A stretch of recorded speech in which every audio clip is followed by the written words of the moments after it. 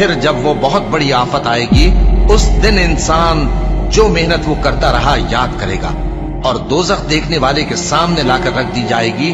اب جس نے سرکشی کی اور دنیا کی زندگی کو مقدم رکھا تو اس کا ٹھکانہ دوزخ ہی ہے، اور جو اپنے پروردگار کے سامنے کھڑے ہونے سے ڈرتا اور نفس کو بیجا خواہشوں سے روکتا رہا تو اس کا ٹھکانہ بہشت ہی ہے۔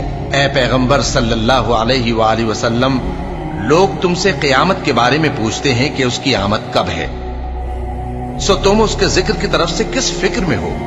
اس کا منتہا یعنی واقع ہونے کا وقت تمہارے پروردگار ہی کو معلوم ہے۔